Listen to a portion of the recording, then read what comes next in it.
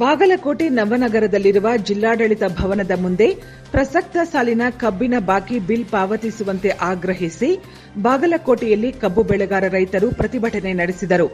ನಗರದ ಜಿಲ್ಲಾಡಳಿತ ಭವನದ ಮುಂದೆ ಪ್ರತಿಭಟನೆ ನಡೆಸಿದ ರೈತರು ಬಾಕಿ ಹಣ ಪಾವತಿಸದ ಸಕ್ಕರೆ ಕಾರ್ಖಾನೆಗಳ ವಿರುದ್ಧ ಆಕ್ರೋಶ ವ್ಯಕ್ತಪಡಿಸಿದರು. ಜಿಲ್ಲಾಡಳಿತ ಭವನದ ಮುಖ್ಯ ಗೇಟ್ನಲ್ಲಿ ರೈತರನ್ನು ತಡೆಹಿಡಿದ ಹಿನ್ನೆಲೆಯಲ್ಲಿ ಪೊಲೀಸರೊಂದಿಗೆ ಕೆಲಕಾಲ ಮಾತಿನ ಚಕಮಕಿ ನಡೆಯಿತು. ನಂತರ ಜಿಲ್ಲಾಡಳಿತ ಭವನದ ಒಳಗೆ ಪ್ರವೇಶಿಸಲು ಅವಕಾಶ ನೀಡಲಾಯಿತು. ರೈತರು ಬಾಕಿ ಪಾವತಿಸದ ಸಕ್ಕರೆ ಕಾರ್ಖಾನೆಗಳ ವಿರುದ್ಧ ಘೋಷಣೆ ಕೂಗಿ ಆಕ್ರೋಶ ವ್ಯಕ್ತಪಡಿಸಿದರು. ನಂತರ ಜಿಲ್ಲಾಧಿಕಾರಿಗೆ ಮನವಿ ಸಲ್ಲಿಸಿದರು. ಆದಷ್ಟು ಬೇಗ ಬಾಕಿ ಹಣ ಪಾವತಿಸಬೇಕು, ಇಲ್ಲವಾದಲ್ಲಿ ಉಗ್ರ ಹೋರಾಟ ನಡೆಸುವ ಎಚ್ಚರಿಕೆ ನೀಡಿದರು.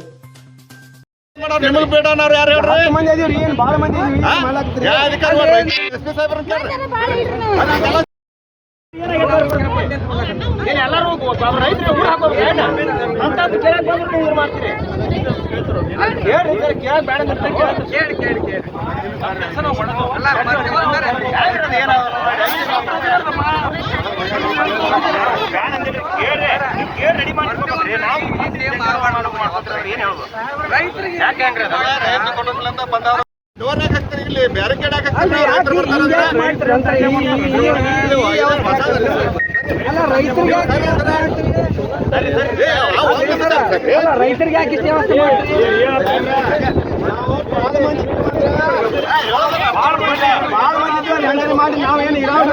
ಇರೋರು 10 ಮಂದಿ ಇದೀವ್ರಿ. ನಾವು